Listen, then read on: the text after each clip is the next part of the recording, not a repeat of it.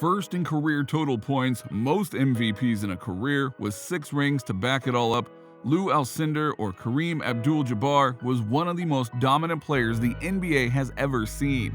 The third man brought up in the GOAT conversation alongside LeBron and MJ is an under-celebrated figure whose prime was spent on a team and in an era where game footage is hard to come by.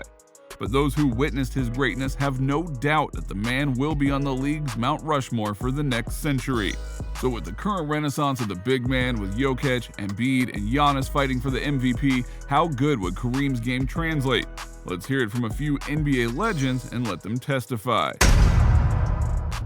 Ferdinand Louis Alcindor Jr. was born and raised in New York City and became a local legend, winning multiple national championships in high school, was recruited to UCLA, and unable to compete as a freshman, the now 7'1" 19-year-old put up 56 points in his debut and received national attention with Sports Illustrated, dubbing him the new superstar. He then led the Bruins to 3 straight national championships. He was drafted by the Bucks, and in only their second year as being a franchise, he carried them to the 2nd spot in the Eastern Conference, taking them from only 27 wins to 56. The next year, the Bucks managed to acquire Oscar Robertson, and with the legendary duo, they won the championship against the Washington Bullets. This phase of now named Kareem Abdul-Jabbar's career is mostly forgotten by the current generation of fans. They can't really be blamed though, as Kareem was playing in an exceptionally small market in Milwaukee during the NBA's worst financial years. This led to there being very little tape of his game at the time. Mostly people remember bald Kareem wearing goggles waiting back on defense while Magic Johnson was running the fast break. This has led to the impression that he was an old lumbering giant that would have had circles ran around him if he was forced to guard even an average wing player. But what people don't remember is that in his younger years, Kareem was incredibly athletic. Being 7 feet 2 inches and weighing only 225 pounds, he was a lean guy, but this made him incredibly quick and light on his feet. Taking the baton from the previous great centers of the game like Bill Russell and Wilt Chamberlain, who both operated more under the basket, Kareem's game could extend out well past the free throw line. This paved the way for the next generation of bigs like Ewing and Olajuwon to further extend their game to the point the latter was utilizing guard techniques on the elbow. Here's Chris Webber, a point forward who also was ahead of his time, talking about how Kareem changed the game. Kareem was definitely a physical player, but he revolutionized the center position, I think, with his finesse. I think that it was unique to see a big man with so much finesse as he had. I remember him just making one of the toughest shots in the game, and that's the sky hook. He let you bump him, and he just took his time and took a step out and gave you a hook shot from 15 feet out. That's a hook shot. Unbelievable. Oh, my. What a hook shot.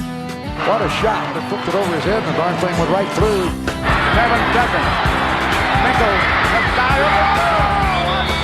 Kareem. We covered how his leanness and athleticism would have helped him keep up with today's game, so now let's talk about his length.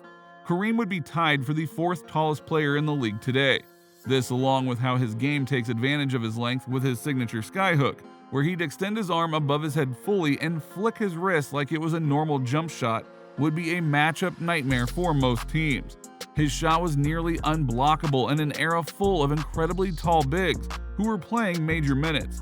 The closest player to being able to defend him would be Rudy Gobert, who is notoriously ground-bound and poor at defending fellow bigs in the post. While there will certainly be bigs strong enough to contend with Kareem physically, you have to remember how differently the game was officiated in the 70s and 80s.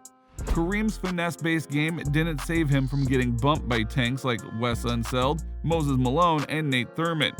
In the modern era of great bigs, he'd be matched up with Embiid, Jokic, and Giannis, all of whom he'd have an unquestionable physical advantage in regards to reach. The pressure that puts on defenses is often understated. You can run a modern offensive scheme that utilizes the matchup risk of having Kareem either wait on the block, or if you're talking younger athletic Kareem, you could have him coming off high screens as a cutter to the basket. The sheer gravity he'd pull as well as the easy fallback of his post game would have an inverse of the effect that Kyrie Irving or James Harden has. Their ability to salvage a blown possession is invaluable. Here are a few legends on the scoring brilliance and effect of his skyhook. No one's got, but the thing about Kareem, when you look back at some of those games and those iconic moments where he hits those shots, I mean, he's hitting deep ones. I mean, he's hitting from 15 feet, that skyhook. And you know it's coming. You know what he's going to do. You know, he's going to give you a little shoulder or whatever, but he's going to that sky hook. And I don't know if there's ever a play or a shot in the history of the game that scored one as many points, and two was just, you couldn't guard. Do you see Jokic or Embiid blocking that shot? But before we dive deeper into the skyhook, we'd like to remind you that you can win a free piece of merch from our partner, Ultra Game. All you have to do is subscribe to this channel and the Ultra Game channel, like this video, and drop a comment with the name of your favorite team or player. The skyhook was a nearly perfect offensive weapon on the basketball court. Even for players not 7 feet 2 inches, the space generating jumping with your shoulder to the basket, putting your entire body between you and the defender, and on top of it extending your arm fully before shooting would be incredibly difficult for a defender to block. But if it's so effective, why doesn't anyone use it now? With as much money as there is now in the league, you would think that someone would practice this move to get the competitive advantage, but no one has. Sure, you do get hook shots, though rarely, but usually it's a more defendable variation or as a long-distance layup as an alternative to a floater. There are a couple of reasons why, though. I'll give Shaq the first one. Did you ever think about? I did. You know, when I was little, I did think about that, but because I'm a hip hop kid, I wanted to come with something more cool, and that's why I always went with the jump hook rather than the little old school sky hook. Yeah, the shot isn't exactly the most macho thing in the world. With its almost ballerina-esque execution, players coming up in the 80s like Shaq, let alone the 90s or 2000s, didn't like the optics of it. It's like Rick Barry's underhand free throw shot. That shot is actually generally more accurate than traditional shooting, but it looks lame. Heck, Shaq also refused to do that too in spite of his terrible free throw shooting. Sometimes people just choose form or function. But the other reason is that it's incredibly hard to perfect. It requires expert touch, something centers are historically known for having. It requires so much dedicated practice as opposed to other shots that a player could work on. The only reason Kareem developed it himself was due to his very specific set of circumstances. When Kareem was in grade school, he was playing against high schoolers who were far larger than him. So this forced him to use the skyhook because it was the only one that he could get off. Then when he got to college, they made dunking illegal because Kareem was too dominant dunking. They needed to make it more fair for the other players. This forced him to continue using the hook shot, and by the time he hit the pros, he'd already put so much time and effort into honing that shot that it had become the weapon that we know today. Here's Hall of Famer Dominique Wilkins on just how impressive that shot was to execute. I'll tell you what makes that shot so difficult to guard. First of all, you got a guy who's 7'2" with incredible balance. It takes a great balance to execute that type of shot and the fluidity to come through, because once he get up there, he's up there all alone. And there's no way you're gonna block that shot. But he stayed within an area. You're talking about staying in that box. And that's what Kareem did. And it was just an unguardable shot. And again, a guy at 7'2" with that type of mobility, that type of talent, and athleticism at that size, he wasn't gonna block. But with how the game has gotten smaller, that shot only grows more effective. Imagine if an offensively limited center like Rudy Gobert, standing at 7 feet 1 inch with a 7 foot 9 inch reach, could shoot the skyhook. It wouldn't matter that the guy can't jump. He has 9 feet 9 inches standing reach, especially if he had a 6 foot 5 power forward switched onto him.